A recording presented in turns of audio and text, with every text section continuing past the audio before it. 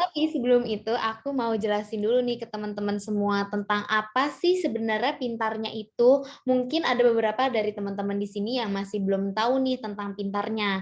Nah, sini ya aku jelasin. Jadi, pintarnya itu adalah sebuah platform lowongan kerja yang bisa teman-teman download di Google Play Store ataupun diakses lewat browser.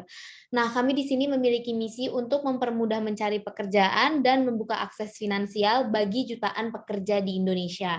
Nah, gimana sih caranya?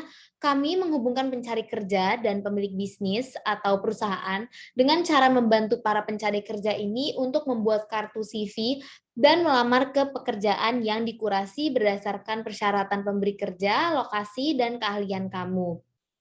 Cara ini nantinya diharapkan bisa menyederhanakan dan membuat proses perekrutan itu menjadi lebih efisien, baik bagi pencari kerja maupun pemberi kerja. Nah, teman-teman juga harus ingat kalau pintarnya ini sudah terdaftar dan diawasi langsung oleh Kominfo.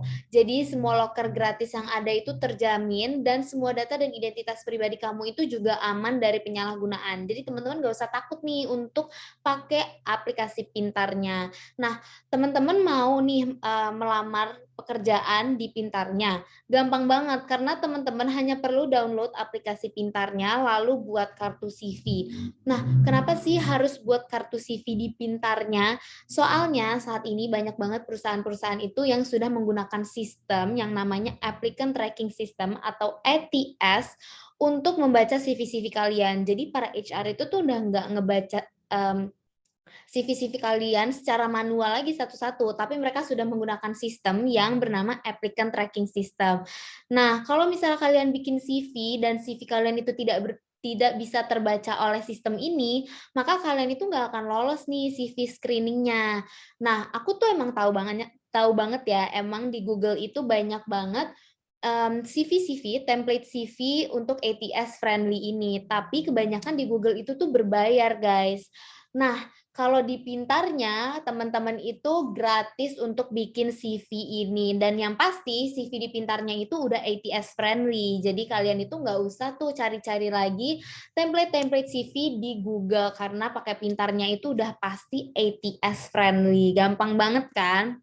Nah, kalau misalnya teman-teman udah bikin CV, udah deh teman-teman bisa langsung melamar ke pekerjaan yang ada di Pintarnya. Nanti di Pintarnya itu akan banyak loker. Nah, teman-teman bisa nih melamar sesuai keahlian kamu. Oke, mungkin kita bisa lanjut dulu. Oke, ini adalah agenda kita hari ini akan dimulai pukul 1 dan akan berakhir pukul 2 siang nanti.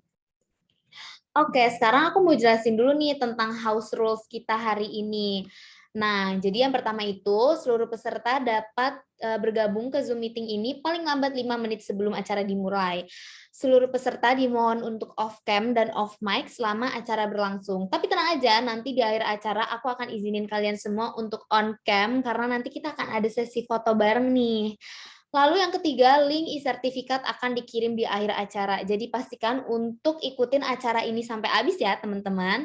Lalu yang keempat, peserta dapat mengajukan pertanyaan melalui link Google Form yang diberikan melalui kolom chat. Kenapa sih Kak harus melalui link Google Form? Soalnya nanti dari semua pertanyaan-pertanyaan yang diberikan akan kami kumpulkan nih dan akan kami pilih 2 pertanyaan paling menarik untuk bisa mendapatkan hadiah GoPay sebesar Rp50.000 untuk masing-masing pemenang. Wow, lumayan banget kan? Jadi kalau misalnya teman-teman mau bertanya, itu jangan melalui kolom chat, tapi melalui link Google Form yang sudah aku kirim di kolom chat. Oke, dan untuk pemenang GoPay ini akan diumumin di akhir acara juga. Jadi teman-teman harus pantengin sampai habis ya kalau misalnya teman-teman mau tahu teman-teman tuh menang atau enggak. Oke, selanjutnya, Pintarnya hari ini mau bagi-bagi hadiah juga nih yang banyak. Jadi kalau misalnya teman-teman nonton webinar ini, teman-teman bisa screenshot webinar ini lalu share ke Instastory dan bisa mendapatkan hadiah GoPay sebesar Rp25.000 untuk masing-masing pemenang. Oke, jadi caranya itu gampang banget. Teman-teman hanya perlu follow pintarnya.id di Instagram, lalu share screenshot webinar ini ke Instastory. Tapi pastiin untuk jangan di private ya teman-teman di Instagramnya. Dan tolong juga jangan menggunakan fake account, harus pakai real account, oke? Lalu yang ketiga, teman-teman bisa tag pintarnya.id dan tag 3 teman kamu di Instastory tersebut. Oke, gampang banget kan caranya. Nah, teman-teman bisa nih langsung aja simak webinar ini dan jangan lupa untuk di-screenshot dan sebarin ke Instastory kalian karena nanti siapa tahu kalian bisa memenangkan hadiah GoPay sebesar Rp25.000.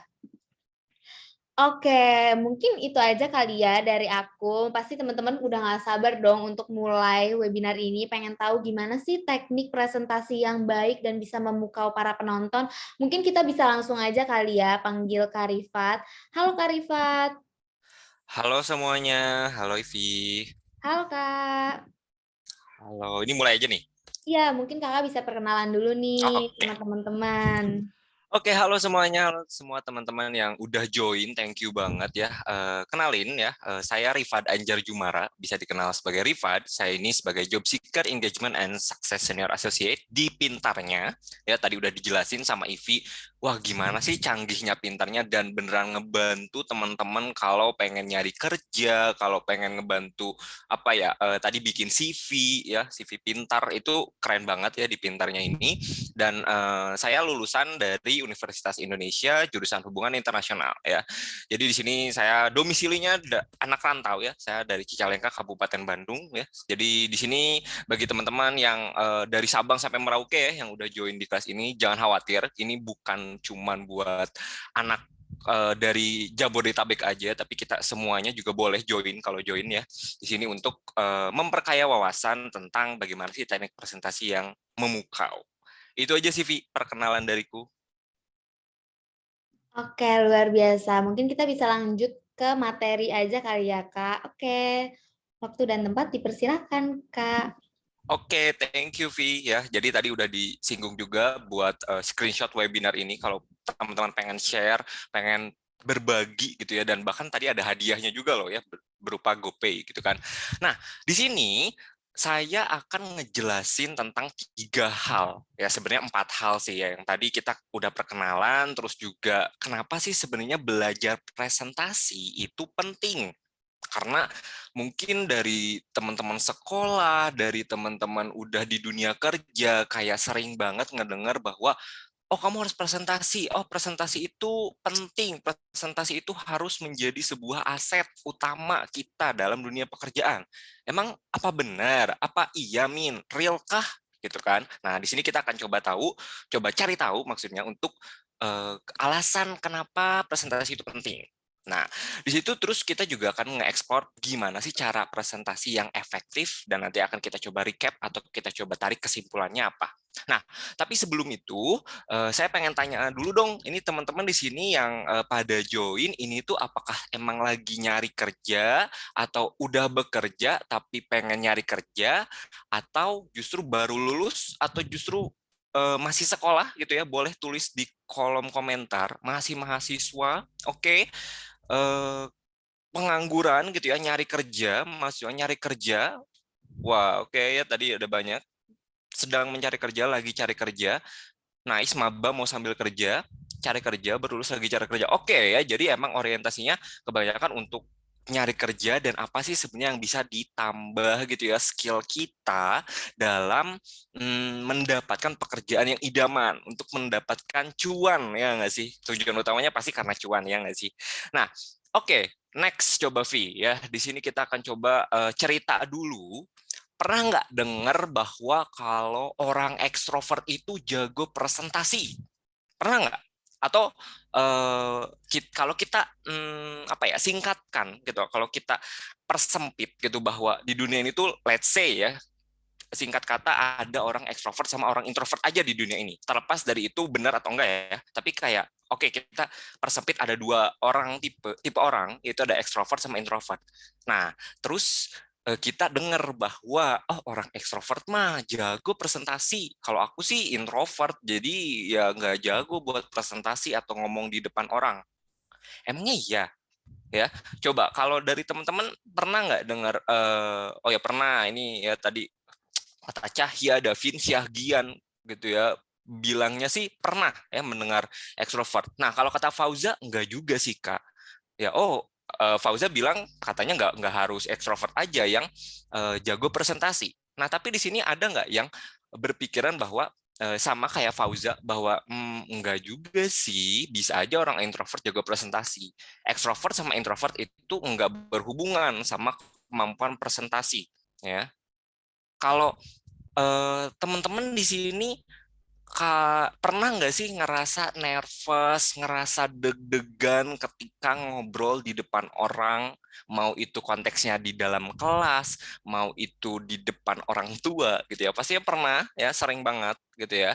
Karena itu semua wajar ya, wajar banget. Nah, di sini aku mau cerita nih guys ya, bahwa ceritanya agak cukup lucu sebenarnya. Bagiku itu lucu. Jadi eh, lagi mau potong rambut nih ya, lagi mau potong rambut ya, itu di barbershop dong ya. Nah, di barbershop ini barber punya temanku ya, punya temanku. Jadi kayak ya udah Mas tolong nih potong rambutku gitu kan, kayak oke ya. Nah, di situ biasanya tukang barber itu suka sambil ngobrol gitu kan. Nah, di sini si barber ini motong gitu ya, sambil ngobrol bla bla bla bla bla bla. Terus di situ saya berpikir gitu ya, saya berpikir bahwa berarti emang iya juga ya, tukang barber ini tuh emang harus ada kemampuan untuk ramah dengan pelanggan. Salah satu bentuk ramahnya juga kan, oh ya dia ngobrol nih gitu ya sama si pelanggannya, biar si pelanggannya nyaman. Tapi ada juga sebenarnya yang ketika saya potong rambut di salah satu barber lain juga, kadang saya lagi capek gitu ya, terus saya lagi malas aja ngobrol gitu ya, kayak tapi tetap diajak ngobrol sama si barbernya gitu kan, sama si tukang cukurnya. Terus saya berpikir bahwa terkadang obrolannya harus direm juga ya, kayak harus ada diatur kayak oh ini ternyata si pelanggannya kurang nyaman nih kalau misalnya diajak ngobrol gitu kan. Nah, berarti kan di situ si tukang cukurnya harus punya kemampuan ya, punya kemampuan empati atau punya kemampuan memahami bahwa oh ini ternyata si pelanggan lagi nggak mau nih diajak ngobrol gitu kan. Sama seperti kalian kalau misalkan juga naik ojek online ya nggak sih, kayak ketika kalian lagi naik ojol gitu kan, kayak kadang si tukang ojolnya ada yang ngajak ngobrol, ada yang enggak, bener nggak? Nah, kadang itu juga tergantung kitanya, kayak kita lagi pengen ngobrol atau enggak. Atau paling juga kalau kita ngobrol kayak haheho gitu, kayak hah pak, kayak nanyanya apa kita jawabnya apa, ya nggak sih. Nah, di situ saya tarik lagi ke belakang gitu, kayak tarik lagi lebih besarnya, oh berarti emang pekerjaan-pekerjaan yang berhubungan langsung dengan pelanggan itu dekat banget dengan kemampuan presentasi. Di mana kemampuan presentasi itu sebenarnya bukan berarti kamu jago ngomong aja. Kayak oke, Mas tinggal di mana gitu ya, Mas sekolah di mana, kuliah di mana, kerja di mana. Terus kan kalau ojek online atau misalnya tukang cukur terus diajak ngomong. Nah, tapi kan sebenarnya bukan berarti kamu harus terus ngobrol, tapi kamu harus punya kemampuan untuk memahami ini sebenarnya pelanggan kita itu pengen nggak sih ngedengerin omongan kita, benar nggak sih? Si paling bertanya gitu ya. Ya, padahal nah, itu ada kemampuan presentasi itu nggak cuma ngomong doang, guys. Ya, jadi kayak kita harus tahu juga ya apa ada seninya gitu untuk memahami pelanggan atau lawan bicara kita itu pengen didengerin nggak sih omongan kita gitu ya. Bahkan nih kata Sri pernah gugup juga pas walk-in interview. Nah, ini sama juga dengan kalau kita tarik ke dunia kerja, ketika kita interview sama HR ya, sama HRD, sama user gitu ya. Itu juga kita harus punya kemampuan untuk memfilter, guys. Intinya tuh bukan berarti kamu ekstrovert, kamu ngeluarin semuanya energi, kamu introvert, kamu aduh aku malu nih gitu ya saat interview atau saat presentasi. Ya bukan berarti seperti itu. Tapi kita harus memfilter bagian mana yang penting-penting aja untuk disampaikan dan mana yang oh ya ini kemampuan saya harus ditunjukkan di sini. Oh, si lawan bicara saya suka ini gitu kan. Jadi itu ada seninya. Nah, makanya di sini sebenarnya kalau tadi juga teman-teman udah pernah dengar ya bahwa istilah orang ekstrovert itu jago presentasi, saya bisa bilang itu sebenarnya salah, keliru. Karena sebenarnya bukan berarti kamu ekstrovert, kamu introvert ya. Malu, orang extrovert juga malu. Kalau presentasi, pasti ada groginya. Karena namanya juga manusia. Bukan berarti kamu extrovert, kamu jago, kamu introvert, kamu enggak. Oke? Jadi tenang, semua orang bisa. Oke? Kalau misalnya kita belajar nih. Nah, salah satunya pintarnya nih mau ngebantu nih. Oke? Next, coba V. Nah, jadi kalau misalkan ditarik, kenapa kemampuan presentasi itu penting? Saya sih bisa nyebutin 5 hal utama. Ya, ada banyak sebenarnya alasan yang bisa kita explore.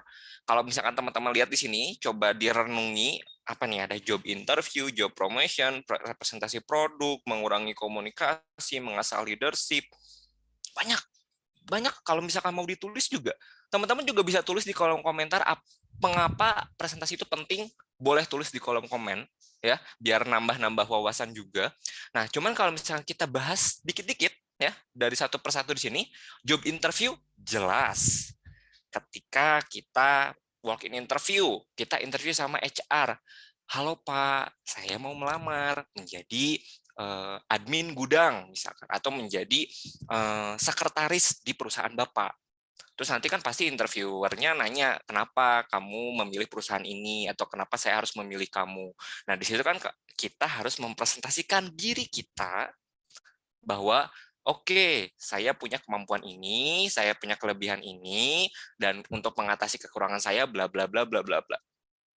Ngomong tuh kayak gampang ya, tapi sebenarnya ketika prakteknya itu bisa jadi, wah, mungkin kamu grogi, kamu nervous, banyak hal. Nah, di sini makanya kemampuan presentasi itu penting nih. Job interview, termasuk ketika udah di dunia kerjanya. Ketika kamu punya kemampuan presentasi tentang ide, tentang project yang kamu handle, tentang progress project kamu, itu akan membantu.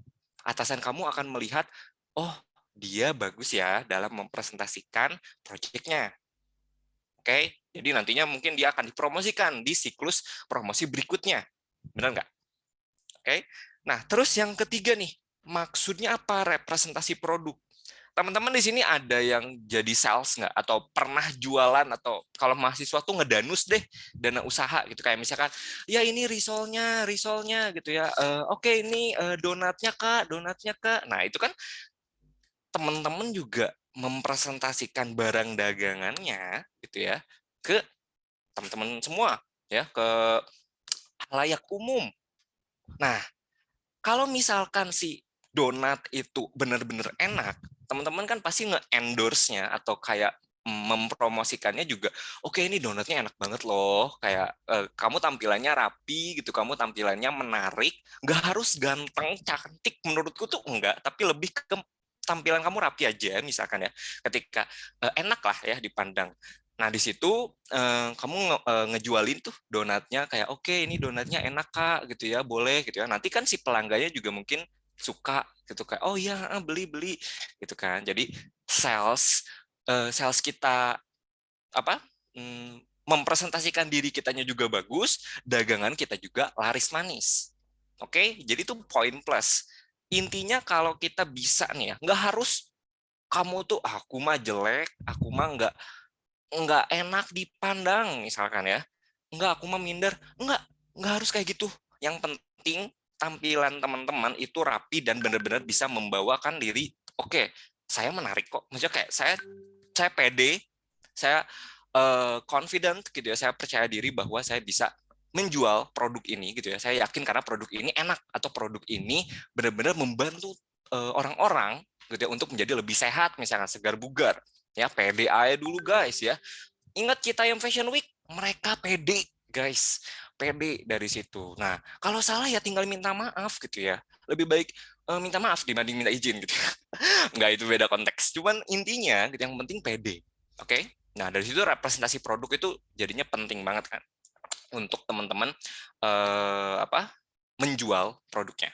Terus kalau udah di dunia kerja, teman-teman juga akan dituntut untuk bisa at least ya setidak-tidaknya teman-teman kan ngerjain kerjaan nih, terus laporan nih ke bos. Nah, laporannya itu mau itu data Excel, data dokumen, atau misalkan data penjualan, apapun, itu kan harus dilaporin nih ke bos.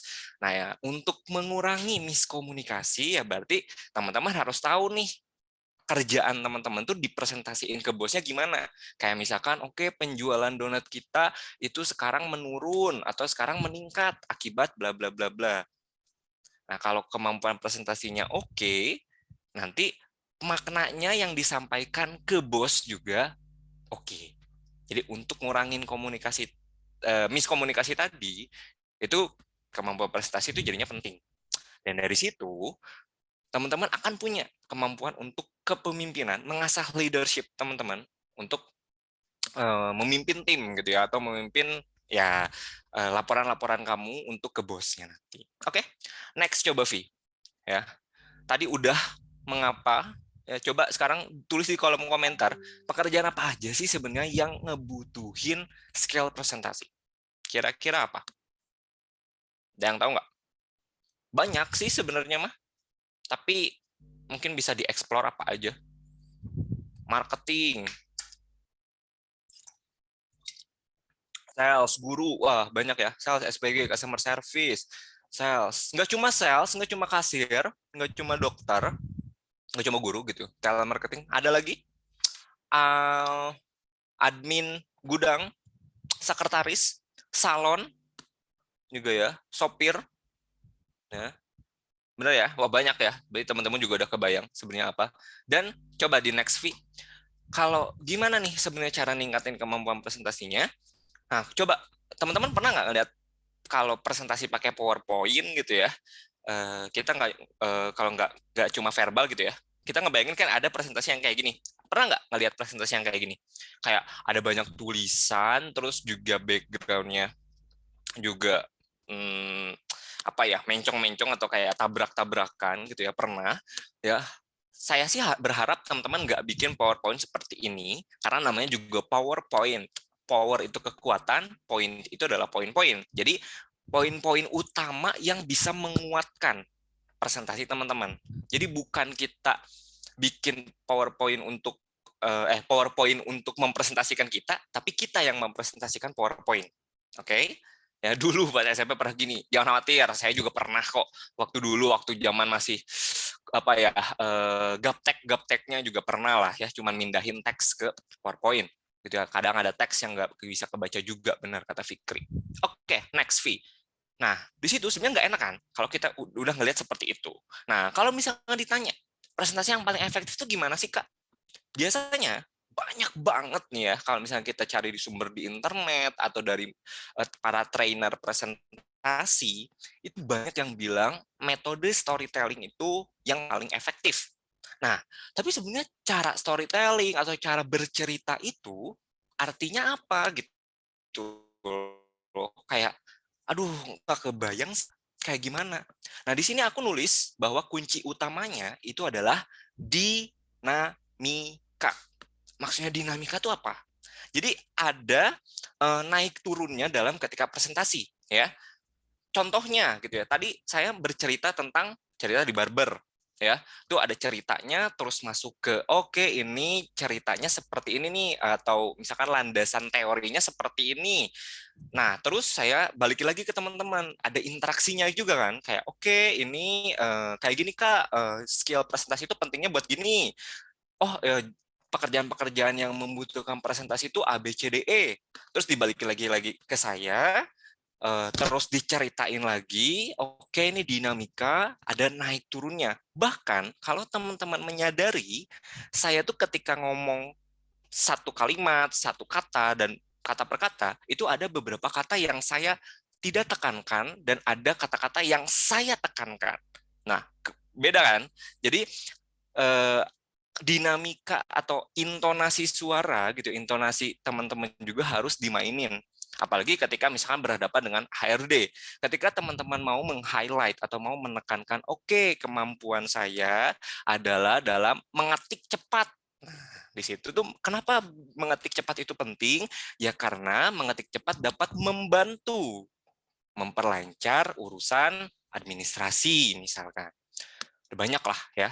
Nah, di sini kita akan coba praktekin dikit. Coba next week. Misalkan ya, ketika teman-teman mau mempresentasikan sesuatu, ini konteksnya dalam misalnya kalau kita mau presentasi pakai PowerPoint nih. Sebenarnya nggak harus pakai PowerPoint aja ketika presentasi di depan interview juga nanti akan kita coba tarik ya. Tapi ini kita persempit dulu dalam bentuk PowerPoint-nya seperti apa. Contohnya, kalau misalnya kita mau ngebahas tentang tips and trick sukses wawancara dengan HRD. Nah, pasti kan kita nge-plan dulu atau merencanakan bahwa kita mau ngomongin 5 hal ini. Itu yang pertama ada cari tahu dulu, 2 pastikan berpakaian rapi, 3 selalu tatap wawancara, persiapkan jawaban dan persiapkan pertanyaan yang berbobot. Let's say seperti itu. Ini contoh aja ya, guys. Ini contoh. Ini ceritanya kita mau presentasi tentang tips wawancara sama HRD. Ada 5 hal. Ceritanya itu. Coba di next, Vi. Nah, ketika kita udah tahu ada 5 hal ini, nah, terus kan kita urai bahwa setiap satu pesan kita pecah jadi beberapa slide. Ada yang pas slide ini kita nanya, misalkan kayak HRD aja nyari tahu tentang kandidat, masa kita enggak? Nah, terus habis itu slide yang kenali industri perusahaan kamu. Itu pesan yang pertama tuh. Nah, pesan yang kedua, pastikan berpakaian rapi dan sopan. Itu kan kita mau ngomongin itunya tuh, pastikan berpakaian rapi dan sopan. Ya udah, kita bikin slide tentang yang pertama, seberapa penting sih penampilan dalam dunia kerja. Kita ngomongin itu. Kita nanya dulu. Nah, habis itu kita coba jawab, berpakaian rapi dan sopan itu penting dalam first impression atau dalam pertemuan pertama gitu kan, impresi pertama. Dan seterusnya. Coba di next. Nah, contohnya juga seperti ini juga. Lanjut, Vi. Next. Nah, kalau misalkan kita udah coba kita coba petakan dalam bentuk-bentuk slides, gitu kan. Nah, nanti tuh alurnya kayak gini, guys. Jadi yang warna hitam itu adalah pesan utama kita, pesan utama dari presentasi kita. Nah, yang pertama kan cari tahu tentang perusahaannya terlebih dahulu nih. Nah, di situ kita urai, kita next slide-nya itu adalah, HRD aja nyari tahu nih. Kita ngomongin bahwa HRD itu banyak kepoin kita, terus kita juga harus kepoin nih perusahaannya seperti apa, dan kita jelasin di slide berikutnya. Jadi, si yang warna hijau, warna oranye, warna kuning ini, itu adalah mendukung fakta pendukung dari pesan utama kita. Sedangkan yang hitam-hitam ini adalah pesan kunci atau pesan utama atau ya key message ya. Apapun ini nggak harus presentasi pakai PowerPoint. Teman-teman ketika interview sama HRD, ketika mau mempresentasikan di sosial media atau mau bertemu dengan orang, mau jualan donat tadi atau asuransi tadi misalkan, teman-teman harus nyampeinnya tuh ke dalam, kalau tips dari aku, itu harus tahu dulu kunci atau pesan kuncinya apa. Biasanya aku suka ngebagi jadi 3, biasanya suka kayak, ya udah template-nya tuh 3, nanti diisi apa aja tuh bebas. Gitu. Yang penting nanti si 3 itu adalah sebagai acuan utama ketika aku ngomongin. Kayak misalkan, nih donat ini tuh enak banget loh Kak, donat ini tuh terbuat dari bahan-bahan yang mudah mudah dicerna. Misalkan yang pertama itu mudah dicerna, 2 itu bikin sehat, segar bugar, dan 3 ini tuh rendah kalori misalkan. Nah, jadi ketika aku bilang 3 hal itu kan tinggal aku jembrengin lagi. What is jembrengin? Uraikan lagi atau jelasin lagi lebih dalam gitu kan. Kayak ini rendah kalori karena bla bla bla bla bla. Ini bahan-bahannya sehat karena bla bla bla bla bla. Jadi teman-teman juga ketika misalkan nanti ditanya nih sama HRD, kenapa saya harus memilih kamu? Jawabannya teman-teman harus udah punya ada di dalam pikiran, nggak usah takut, karena kita tuh biasanya takut tuh atau nervous karena kita nggak tahu mau ngomong apa kan. Nah, kalau misalkan teman-teman udah sering latihan, nanti tuh bakal kebentuk, ada 3 hal, ada 5 hal, ada 2 hal.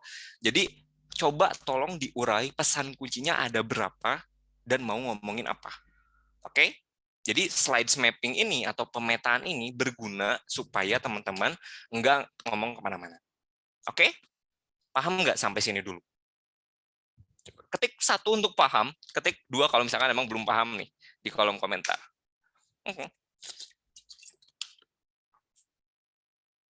Oke, thank you. Coba next, Vi. Ya, tadi udah kebayang dan berbagai macam kesalahan ya. Apa sih sebenarnya kesalahan-kesalahan ketika presentasi?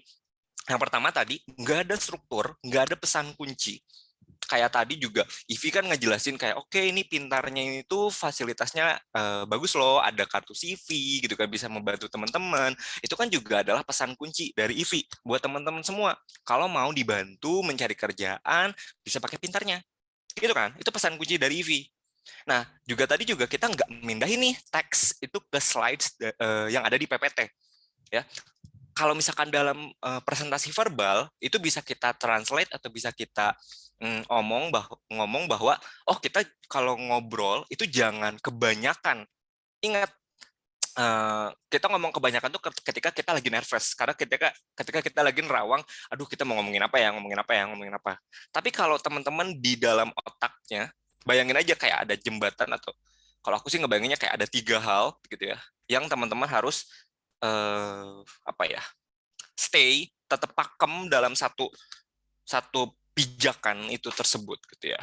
Jadi biar kalau misalnya kayak teman-teman naik motor gitu kayak stangnya tuh mau kemana nih gitu kan. Nah dari situ ya, jadi nggak hanya ngomong kemana-mana. Dan jangan biarin presentasi teman-teman atau cara teman-teman jualan itu terlalu flat. Jadi kayak oke, jadi ya emang nggak ada struktur dan pesan kunci, jadi ya emang memindahkan teks ke slide PPT.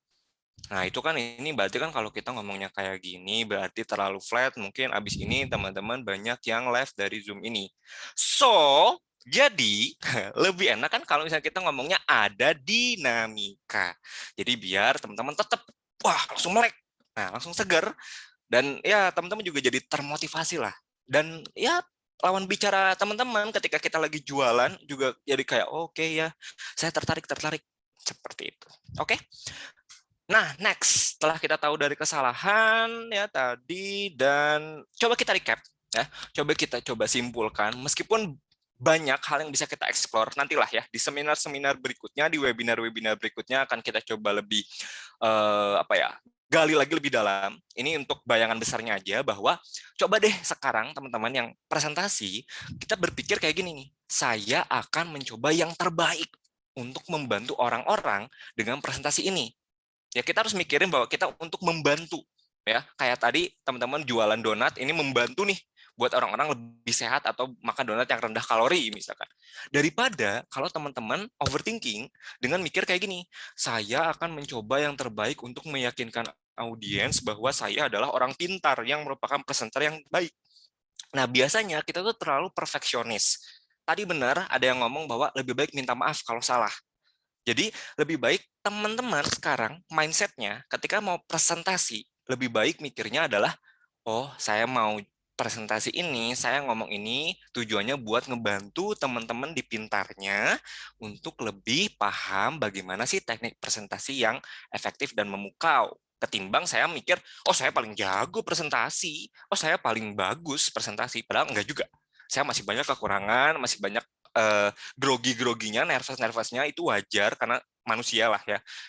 Jadi gitu guys. Jadi next coba Vi, udah siap buat presentasi ya? Udah siap punya mindset bahwa kita harus ngebantu lawan bicara kita untuk mendapatkan goals, mendapatkan tujuan yang pengen kita sampaikan ke teman-teman lawan bicara kita. Oke, sekian dari saya Rifat Anjar Jumara. Thank you semuanya. Saya kembali lagi ke Ivi. Thank you.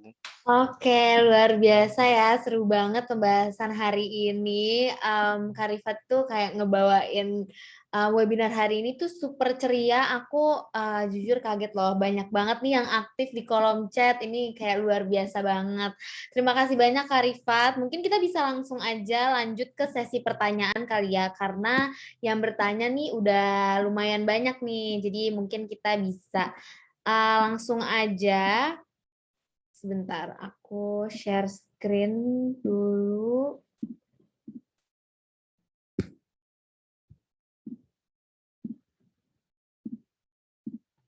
Oke, mari kita mulai sesi tanya jawabnya ya Kak. Yang pertama, ada pertanyaan dari Kacut Mutia Anissa. Mindset seperti apa yang Kakak terapkan agar bisa tampil percaya diri saat presentasi? Ini kayaknya udah Kakak bahas nih tadi yang tentang dinamika itu ya Kak.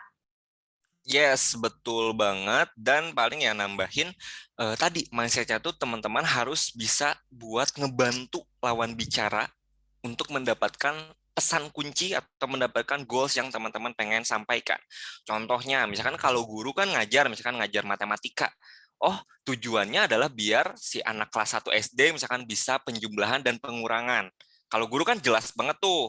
Kalau misalkan sales, misalkan mau jualan apa tadi asuransi, ya berarti kan dia harus mempresentasikan supaya lawan bicaranya membeli layanan jasa asuransi. Ya, intinya mah itu gitu ya, membantu. Nggak harus teman-teman menjadi presenter yang paling oke, si paling jago presentasi, nggak harus. Jangan dulu.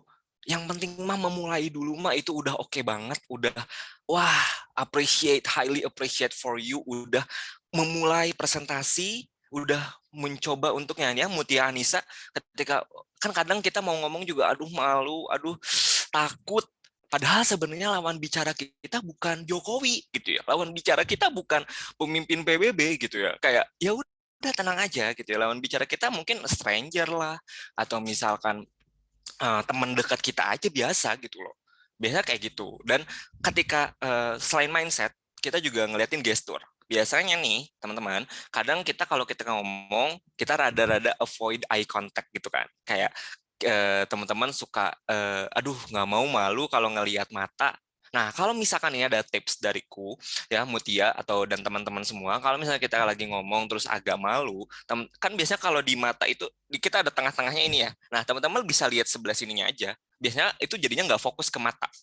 Ya, kalau misalkan itu buat ngelatih nanti kalau ngobrol sesama mata gitu ya, empat matanya nggak mau bersinggungan, nggak mau berjumpa, lebih baik coba lihat dulu di sini nih latihan. Ngelihat itu aja, nanti lama kelamaan bakal increasing atau apa ya, bertambah lah kepercayaan diri kita ketika tampil presentasi. Begitu. Wah, luar biasa ya. Tipsnya itu berarti jangan langsung lihat mata nih kalau misalnya teman-teman itu gugup kalau langsung tatap mata. Bisa lihat tengah-tengah jidat ya berarti, Kak. Oke, terima kasih banyak untuk jawabannya. Semoga menjawab ya, Kak Mutia. Selanjutnya ada pertanyaan lagi dari Kak Hari Matahari. Pada webinar kali ini mengaitkan materi presentasi yang baik. Biasanya pada akhir sesi presentasi, biasanya seorang presenter mesti menghadapi sesi tanya jawab. Sesi ini bisa jadi merupakan sesi yang paling menegangkan bagi kita sebagai seorang presenter.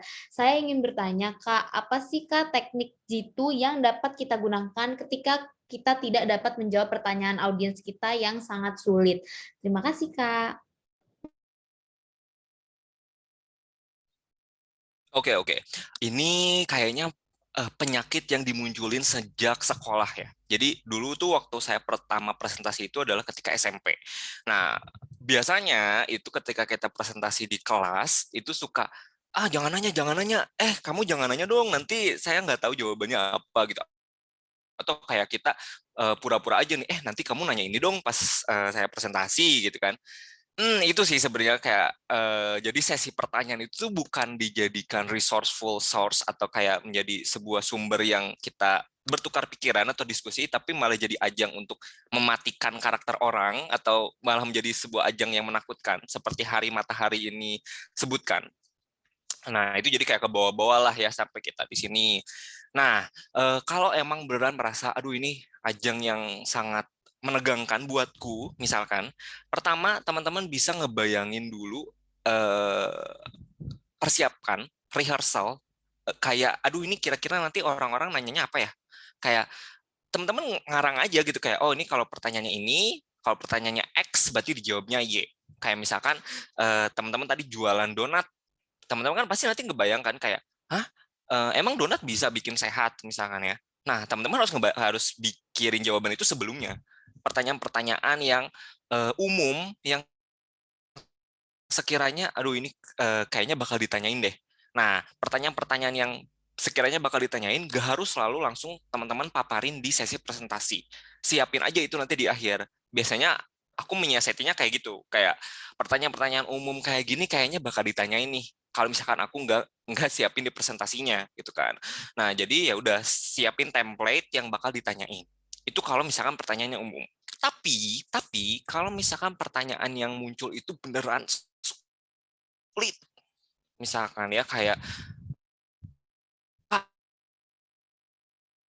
Gimat ini ke Mongolia tanpa kita menggunakan kapal gitu. Misalkan pertanyaannya, wah diada-adain deh, sulit banget gitu ya.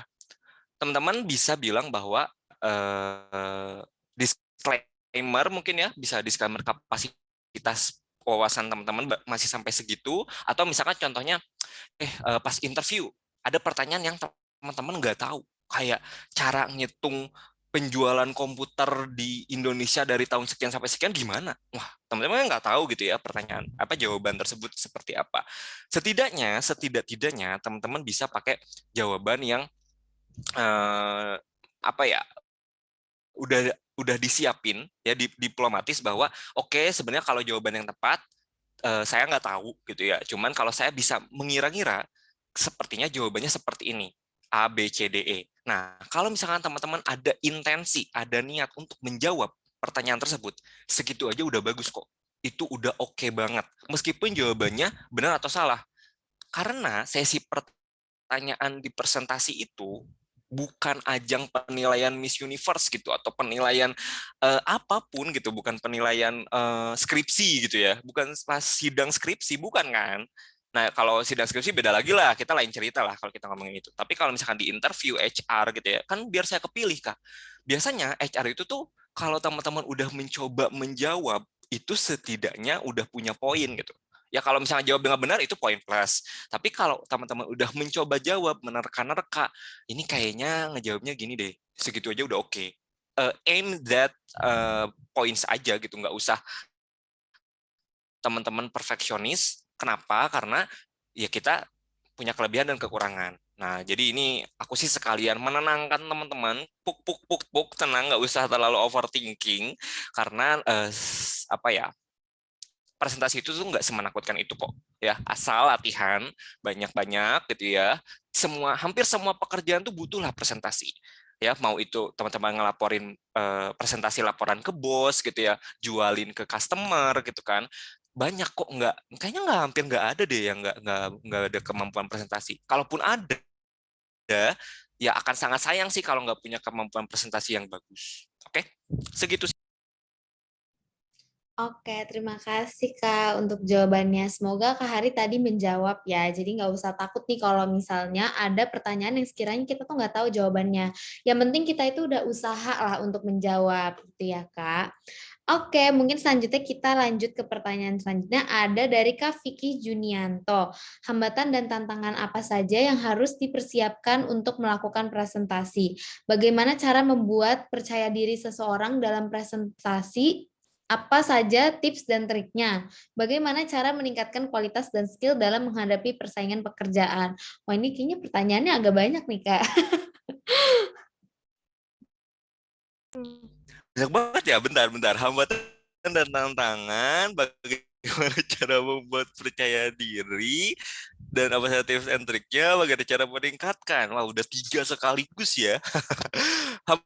Hambatan yang pertama jelas, biasanya kalau misalkan materi teman-teman itu belum paham, belum dikuasai, berarti kan teman-teman harus take time ya, atau butuh waktu dalam research ketika mau ngejelasin, untuk nyampe ke posisi yang nyaman ketika presentasi kan itu juga nggak mudah, jadi butuh waktu ya. Ya of course harus latihan. Hambatannya itu kalau materinya sulit, terus juga kedua kalau audiensnya. Ini kan misalkan saya bisa cukup comfortable ya, cukup nyaman ketika presentasi di depan teman-teman, tapi mungkin kalau di depan pejabat-pejabat negara saya nggak mungkin kayak gini gitu kan, kayak itu saya ada beban lebih gitu ya. Nah di situ biasanya hambatannya hadapi itu berbeda-beda. Customer yang berbeda-beda, ada ibu-ibu, bapak-bapak, kakek-kakek, nenek-nenek, anak muda, itu kan pasti beda ya tantangannya. Jadi ya sebenarnya tantangan presentasi itu akan sangat tergantung pada audiensnya juga. Jadi tadi substansi, audiens, sama satu lagi paling hambatannya ya, atau tantangannya lebih kayak kesehatan diri gitu, karena biasanya kalau misalkan teman-teman lagi nggak sehat kan tetap harus profesional untuk presentasi ya, atau bahkan mungkin moodnya lagi nggak enak tuh. Mungkin kalau teman-teman yang perempuan mungkin kayak aduh lagi hari pertama misalkan ya, atau lagi nggak enak badan gitu ya, apapun kan pasti juga akan mempengaruhi ya kondisi jasmani rohani. Jadi pastikan ketika hari presentasi tiba harus jaga kesehatan, ngurangin dulu gorengan gitu ya. Itu faktor X yang kadang-kadang kita apa ya, sepele tapi sebenarnya itu penting juga. Ketika apalagi interview gitu kan misalnya. Nah, itu tadi hambatan, tantangan, tips dan trik. Tips dan trik tadi udah sih sebenarnya, yang tadi teman-teman kalau eye contact juga dinamika harus diperhatiin. Jangan lupa bawa story ya, bawa cerita ketika kita lagi presentasi, mau itu cerita personal, cerita pribadi, atau mau cerita teman-teman gitu ya, temennya temen ya, atau siapapun gitu ya. Untuk apa? Karena pada umumnya manusia itu cenderung suka gitu sama cerita, ngegibah gitu ya, ngegosip gitu kan. Nah, dari cerita-cerita tersebut bisa kita olah lah menjadi bahan dari presentasi kita. Itu tadi. Bagaimana cara meningkatkan kualitas dan skill dalam menghadapi persaingan pekerjaan? Oke, cara meningkatkan kualitas pertama ya, ikuti webinar-webinar kayak gini gitu ya, terutama di Pintarnya ya. Banyak banget kita ya mengadakan webinar ya, Vi. Banyak banget di situ kita buat ningkatin skill. Itu penting banget menurutku. Ini beneran apa ya, beneran penting kalau teman-teman pengen di dunia pekerjaan yang sekarang semakin kompetitif ya, orang-orang makin banyak mencari kerja, susah banget nyari kerja. Kalau teman-teman ada di lingkungan yang positif seperti ini, seperti ada di komunitas Pintarnya ini, saya jamin sih sebenarnya bisa banget teman-teman untuk mendapatkan pekerjaan idaman. Ketik satu untuk amin ya. Itu tadi. Dan yang meningkatkan skill juga teman-teman harus explore banyak hal. Jangan jangan apa ya, jangan terlalu kekeh kayak oke, saya pengen menjadi apa ya, saya pengen punya skill tentang marketing ya.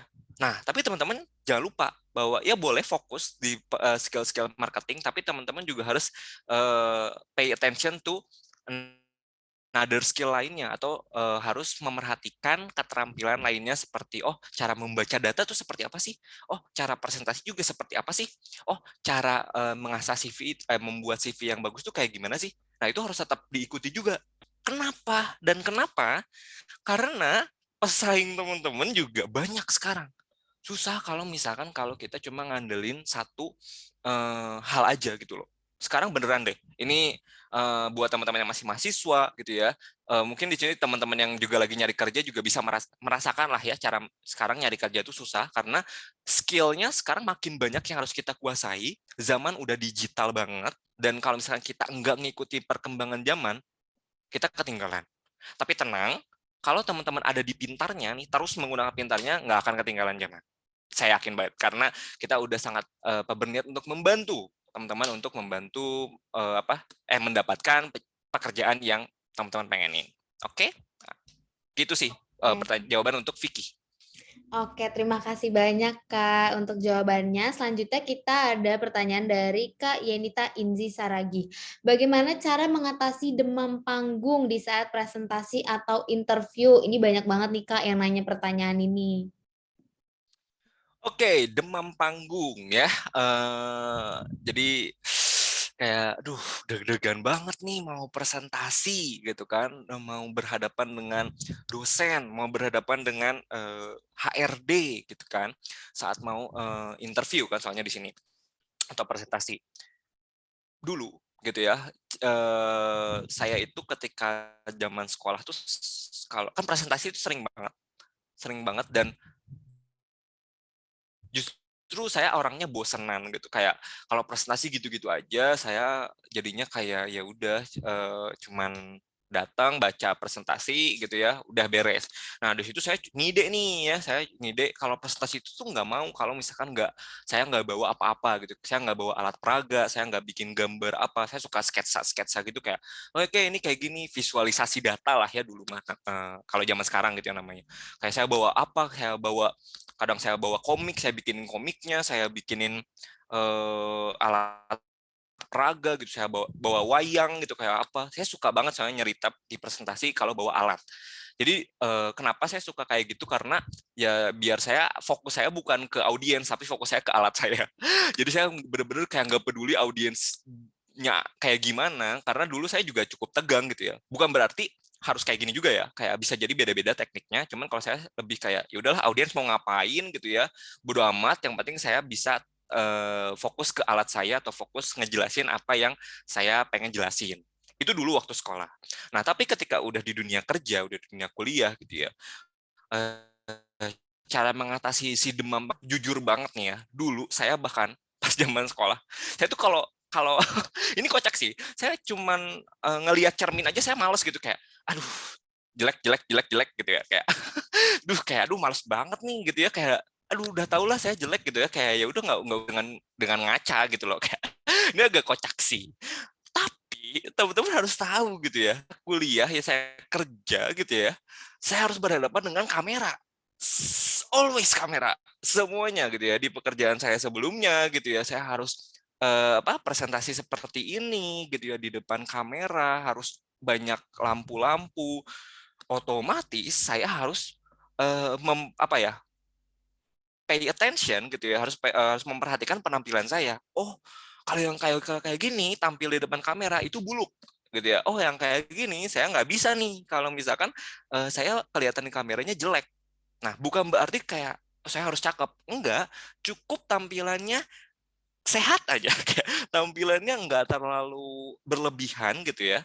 Nggak terlalu berlebihan. Nah, di situ makanya saya biasanya selalu pertama rehearsal, latihan sebelum presentasinya, ya. Mau itu sama temen, mau itu teman-teman rekam. Dulu saya nggak suka banget foto-foto tuh, saya nggak mau ya, karena tadi ya ngaca aja males gitu ya, ngaca aja nggak mau gitu kan, kayak tapi ya ketik HP kamera juga nggak dipakai gitu ya, nggak cuma buat foto gitu ya. Nah itu sebenarnya.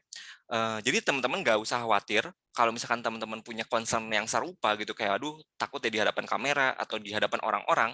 Latihan, rehearsal, perkirakan kemungkinan-kemungkinan terburuk yang ada, dan kemungkinan-kemungkinan terburuk itu tuh harus diatasinya kayak gimana. Contohnya misalkan ketika kalau saya lagi live kayak gini, internetnya mati, harus kayak gimana? Oh ya udah, saya harus siapin internet lain, atau misalkan lampu wifi mati ya, misalkan oh saya harus siapin hotspot dari ponsel saya misalnya. Nah itu harus dipikirin, kenapa di sebelumnya, biar kekhawatiran teman-teman itu tuh nggak beneran terjadi, dan jadinya nggak panik ketika lagi presentasinya gitu kan. Ketika lagi interview misalkan tiba-tiba ada yang nelpon atau apa, ya berarti harus matiin dulu dong HP-nya gitu, takutnya kenapa-napa gitu kan. Takutnya nanti mengganggu proses dan nanti buyar. Nah kayak gitu-gitu harus dipikirin sebelumnya, kayak sepele tapi jadi berpele-pele gitu ya gue bilangnya, atau kayak terjadi terus menambah-nambah lapisan pikiran teman-teman aja sih. Itu latihan. Dan ketiga, plan, yaitu adalah perencanaan. Tadi saya udah nunjukin tentang pemetaan slide mapping. Kalau teman-teman tahu pesan kuncinya apa, nggak usah banyak-banyak, nggak usah berpuluh-puluh slides. Yang penting pesan kuncinya nyampe. Ketika mau presentasi juga, ingat pesan kunci kamu apa? Apa kemampuan kamu, ya interview tuh ya pasti kan ngomongin apa kemampuan kamu, apa yang bisa kamu tawarkan ke perusahaan, apa yang perusahaan butuhkan, kita harus bisa bantu gitu kan. Terus juga apa sebenarnya kelebihan kamu dibanding kandidat lainnya. Nah itu harus teman-teman bisa siapkan sebelumnya, sebelumnya H-1 interview lah paling maksimal gitu kan. Nah, jadi demam-demam panggung itu kan terjadi karena kamu overthinking, kamu berpikir yang aneh-aneh ketika nanti pas interview. Dan ketika pas interview nanti insya Allah lancar kok. Kamu nggak akan terlalu overthinking. Oke, segitu aja sih, Vi, untuk jawaban siapa nih? Yanita. Oke, terima kasih banyak Kak. Jadi intinya itu banyak-banyak berlatih juga ya, karena practice makes perfect ya kalau kata orang-orang nih. Oke, terima kasih banyak Kak. Mungkin kita 2 pertanyaan lagi kali ya. Selanjutnya ada dari Kak Ida Rismayanti. Bagaimana strategi-strategi terbaik yang pastinya lebih membangun passion audience saat sedang mendengarkan presentasi yang sedang kita show atau explain, agar audiens yang mendengarkan lebih interaktif selama mendengarkan presentasi dan komunikatif selama sesi Q&A? Oke, sebelum saya jawab, saya pengen tahu dulu jawaban dari teman-teman. Bisa tulis di kolom chat. Presentasi apa yang membosankan? Yang seperti apa sih yang membosankan itu? Saya pengen tahu dulu. Bisa tulis di kolom chat. Kita sama-sama tahu ya, kita samain dulu. Oh, ternyata presentasi yang membosankan itu yang seperti ini. Banyak ambigu kalau kata Kiki, monoton kata Dahman ya, caps lock tuh. Nada presenternya monoton kata Salma. Presentasi yang saya tidak paham materinya. Lurus-lurus aja nggak ada humor. Oke, ya kalau presentasi pemerintah biasanya nggak ada humor juga sih. Yang bertele-tele, presentasi yang template-nya tidak menarik, textbook mungkin ya maksudnya. Oke, tidak ada pikiran presentasi yang bagus, intonasi nggak jelas, presentasi mbalala di TikTok. Bukannya banyak yang suka ya, nggak ada gimmick, yang isinya cuma teori doang dan kalau satu arah. Oke, oke, ya, kebayang, berarti banyaknya yang tentang monoton, flat gitu kan.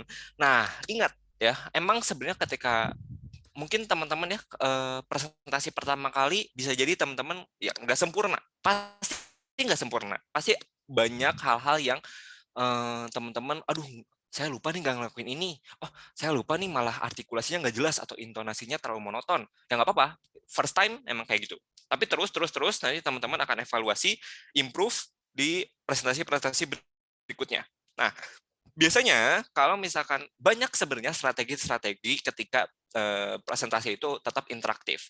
Yang pertama tadi story, tetap story behind the facts gitu kan, ada cerita di balik faktanya apa. Jadi teman-teman harus jelasin ceritanya apa, terus nanti faktanya apa ya. Terus biasanya yang paling enak itu adalah ngomonginnya pakai metode problem solving. Jadi problemnya apa, solvingnya apa. Misalkan problemnya teman-teman nggak bisa presentasi, ya jelasin dulu kenapa nggak bisa presentasi, salahnya gimana gitu ya, rasa nervousnya gimana. Terus penyelesaiannya, oh caranya seperti ini. Terus masalah kedua apa? Solusinya seperti ini. Biasanya ada dinamika topik seperti itu juga membantu. Ketiga, jangan lupa utilize atau pergunakan Q&A. Tanya ke kolom komentar gitu ya. Tanya orang-orang yang kita lagi ajak bicara. Oke, itu selalu sebut namanya. Tadi juga kan saya mencoba untuk menyebut namanya, meskipun ini masih terlalu banyak ya untuk saya sebut. Ya tadi ada Dahman, ada Fauza, Sheila, gitu ya, Ridwan. Itu penting untuk supaya teman-teman yang lagi diajak bicara juga kayak snap, kayak oh ya aku ternotis gitu kan. Oh iya benar, aku dianggap keberadaannya gitu kan. Teman-teman juga kan mau kan dianggap keberadaannya, apalagi ketika lagi nge-crush atau lagi naksir orang gitu kan pengen dong di notice. Nah sama ya, manusia juga emang pada dasarnya pengen di notice, itu harus selalu. Terus keempat ya bisa tadi selipin humor asal jangan berlebihan. Banyak juga sih metode-metode ice breaking yang sebenarnya itu bukan saya banget gitu ya. Jadi banyak banget ya sebenarnya yang teman-teman bisa explore gitu kan untuk ice breaking, yaitu another story lah, bisa kita bahas lebih lanjut. Cuman untuk interaktif tadi dan jangan lupa ketika teman-teman mempresentasikan sesuatu, topik ini tuh beneran lawan bicaranya paham nggak sih? Kadang-kadang ketika kita ngomong itu kita suka ya udah ini omonganku adalah pikiranku aja gitu loh. Kayak tadi saya mencoba untuk ketika ngomong itu, ketika ada bahasa Inggrisnya, saya coba untuk translate ke bahasa Indonesianya. Saya nggak mau kalau ngomong misalkan tadi ya, kan mungkin di sini banyak banget ya segmen apa ya, audiensnya, nggak cuma dari kalangan Jakarta atau mahasiswa aja yang udah tahu bahasa Inggrisnya apa, tapi bisa aja kan yang saya nggak bisa bahasa Inggris, misalkan kan kayak gitu. Nah, untuk mencegah itu kan saya terus apa untuk mentranslate itu. Ya, jadi itu sih sebenarnya lebih strategi-strategi tadi itu bisa teman-teman temukan ketika ya Ida ya, ketika Ida itu udah tahu audiensnya siapa dan Ida pernah jadi audiens, terus pengalaman presentasi yang buruk tuh kayak gimana, coba diperbaiki di presentasinya Ida. Gitu sih, Vi. Wah, luar biasa ya jawaban dari Kak Rifat. Itu sangat menjawab. Terima kasih Kak untuk jawabannya. Mungkin kita satu pertanyaan lagi kali ya untuk mengakhiri sesi ini. Ada dari Kak Fikri Ardiansyah. Bagaimana caranya membuat orang lain agar mendengar presentasi kita yang sedang ditampilkan? Karena kebanyakan orang gak semua yang mendengarkan dan lebih sibuk dengan dirinya sendiri sehingga tidak memperdulikan presentasi kita. Oke, ini emang permasalahan sejuta umat ya, Fikri. Apalagi ketika kita lagi di kelas, apalagi ketika kita ya umumnya ini sepertinya di kelas lah ya. Kalau misalnya konteksnya seperti ini.